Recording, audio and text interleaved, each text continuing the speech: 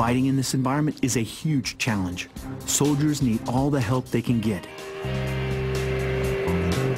And that includes having weapons that are specifically adapted for fighting in extreme cold. That's crucial for the ultimate winter warrior. The sniper.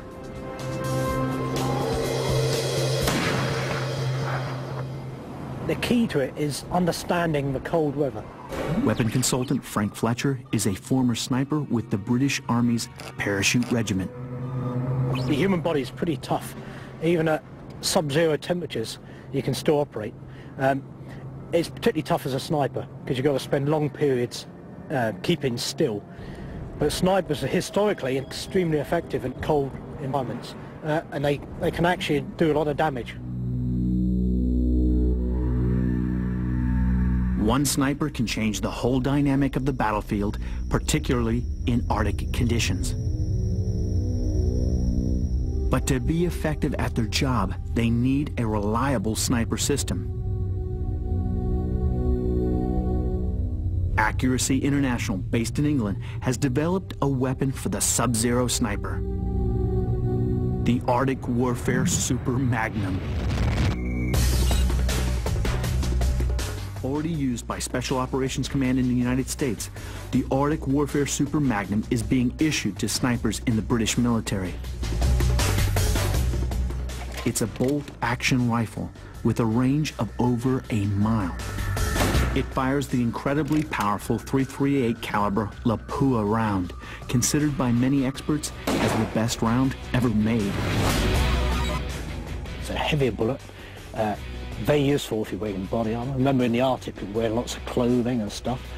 7.62 at long range is going to maybe be pushed to penetrate that. This will certainly shoot through it. When temperatures drop to 50 below, it's so cold you can't even touch the weapon without gloves. They even designed a trigger housing large enough to fit a gloved finger. But the most innovative part is in the design of the bolt. This is a typical bolt from a standard rifle. As you can see, it's fairly smooth and it's designed to lock tight inside the rifle. You're going to get a build-up of ice and snow on here, and it's going to freeze. Because they are these flat surfaces, the two pieces are really close to freezing together almost. That's it, and there's no leverage to break the bolt open to manipulate it. Okay, so how did you solve that problem? Okay, well, I'll show you. I'll illustrate it by this. Okay, there you go. Let's see if the grooves cut in. A number of grooves. Okay. And you're saying because of these grooves now, you have enough of an airspace that I can break free that ice just because of those small little grooves. Yeah, and the other thing is if you're using an Arctic lubricant, it's going to sit in the wells of those holes.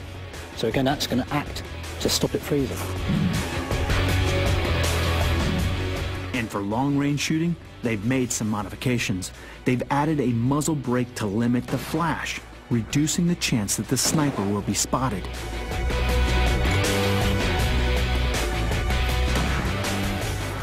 A sniper's job isn't easy at the best of times, but operating in the Arctic has its own unique challenges.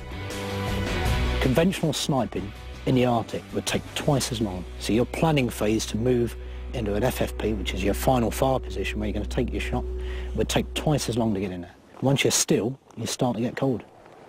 Judging the winds, elevation, temperature, the bullet drop, all that stuff, you're pushing it to the extreme in Arctic temperatures. Very hard taking that shot when you're sitting there shaking, which invariably happens, isn't it? Very hard, isn't it? It's very hard. For winter warfare snipers that need to be able to count on a weapon to drop their target in one shot, the Arctic Warfare Super Magnum is a rifle designed to do that job. Next, over the frozen terrain of Alaska, fighter pilots are tearing up the Arctic sky.